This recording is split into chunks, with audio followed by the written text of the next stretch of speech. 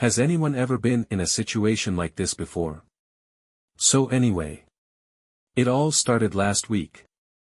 I live with 4 roommates, Jess, Lily, Dane, and Miguel. Lily is the one who I'm pretty sure is dead, even though my housemates all say she's pretending. And at first I did think she was pretending. It's an old trick of hers. She's super introverted.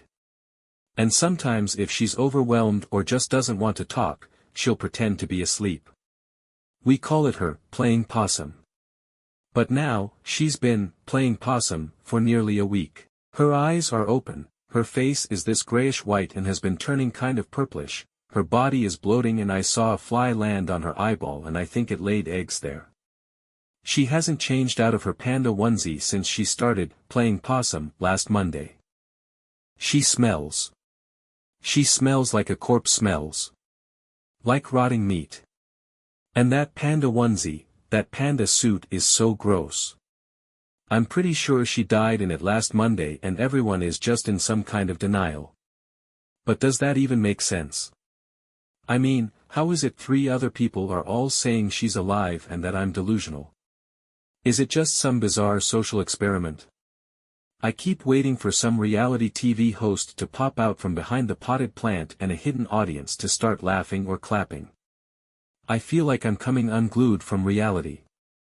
I'm sitting on the sofa as I write this, by the way, sitting here, looking across the TV room at Lily, who is propped up in the same chair she died in, eyes wide open, flesh bloated and lips purplish and skin just.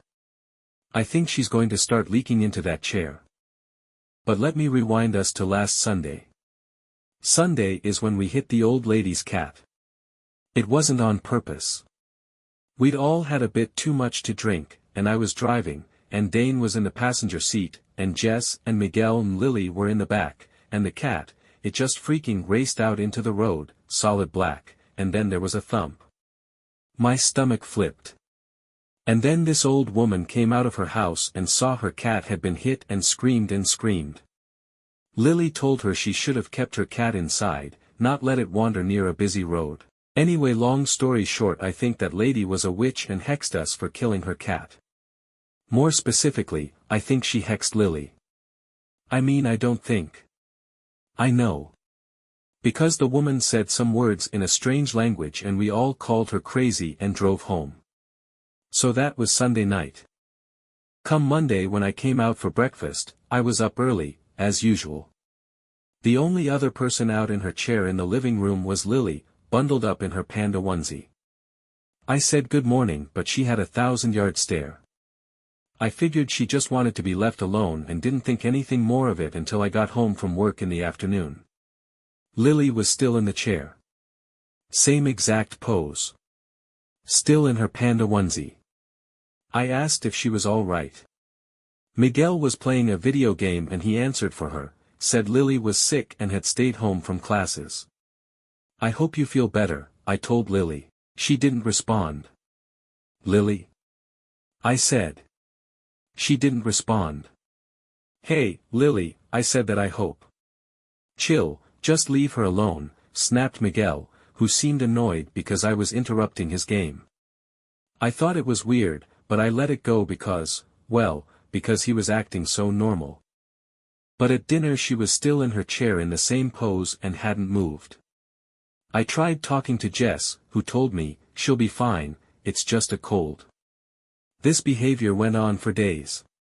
And just, any time I tried to ask any of my roommates if Lily was okay, they would act like I was the crazy one. I tried to point out she hadn't changed out of her onesie and was told to quit being an asshole, she's sick. Let her be.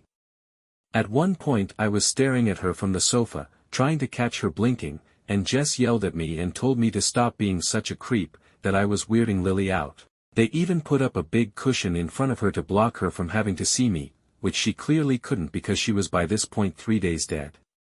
I assumed once the rotting set in that they would notice, but, they just pretended all the harder.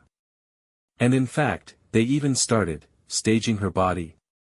Like, I know it sounds really weird. I don't know why they did it or if it's some sick social experiment or what. But they moved her. I found her at the table one morning. She was slumped backwards over her chair, sightless eyes staring up at the ceiling. Everyone talked to her like she was alive. By this point she also stank. I mean, to the point I even noticed Miguel and Dane kind of surreptitiously keeping their distance and breathing through their mouths, not their noses, around her.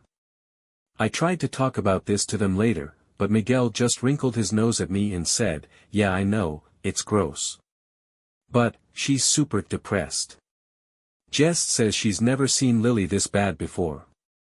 She's mad upset about that cat. Just, let her be. We gotta let her work through this. She'll come out of it. Until then, things like showering and getting out of bed are really hard for her." I almost told him, yes, those things would be hard for a dead person to do. But I didn't. Honestly I didn't know how to respond. I finally managed to say, "Dude, I think she's rotting in that panda suit." He chuckled and shook his head and said, "Come on, don't be an asshole." I finally did what I should have done from the beginning and called the police. I said I wanted a wellness check on Lily. My roommates tried to send them away, but I came downstairs and insisted and pointed to the corpse in the panda costume in the chair by the television. That chair was really gross by now, and the cops went over to examine her, and I really believed, really and truly, that we were all about to be arrested for having a dead girl rotting in our living room, congealing into that chair. But they pretended she was alive, the same as my roommates kept doing. She never spoke a word in answer to them. Never moved. Later Jess took me aside and told me my actions were uncalled for and that all I did was make things worse for Lily. So now I'm not sure what to do. Update: it's been several more days since I wrote the above stuff, and as you can imagine her body became severely decomposed. Also, I confronted my roommates. We got into a huge fight. I told them that clearly the witch's hex had done something to Lily. That it was blinding them and we were all living with a dead girl. They looked shaken after I pointed out the smell. The way Lily wasn't eating, was literally rotting. They told me they thought I was seeing things. But the entire house reeked of death. None of us could stand it. We could all smell it. I heard Miguel and Dane whisper about the smell later, but they clamped up at a death glare from Jess. So I finally decided to take action. Last night, I bundled up the corpse in the panda suit and drove it out to the woods. There's these high bluffs out there. I tossed the corpse down the rocks. The animals out there will pick it to pieces, if it isn't already too rotted for them to eat. I came back home and also cleaned up around the house and put that disgusting chair out on the curb and finally went to bed. In the morning I woke up to find Jess having a panic attack. She demanded to know where Lily was. I told her Lily left and Jess accused me of lying. Miguel seemed relieved though. While Jess went out in her car to go searching for Lily, Miguel told me he could finally breathe again and that it really had smelled bad in here and someone needed to do something. He said he hoped Lily got the help she needed, but that this wasn't the right place for her and she probably needed inpatient treatment. I refrained from telling him that I thought it was way too late for a hospital. Anyway, her body being gone should be a good thing, except I think the hex is now hitting the rest of us. Because Dane, he's always a late sleeper. He didn't wake up through Jess's freak out or my conversation with Miguel.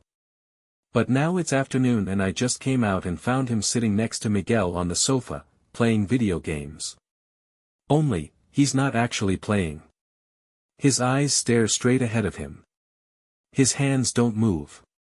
There's a first-person shooter on the screen, and Miguel keeps telling Dane he needs to step up his game. But Dane is literally doing nothing. Seeing nothing. I think he's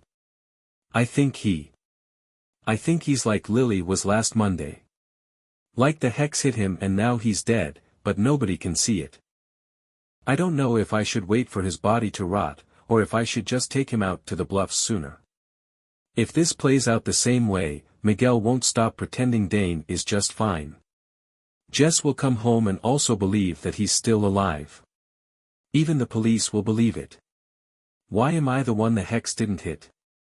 Why am I the only one who can see that they're dead?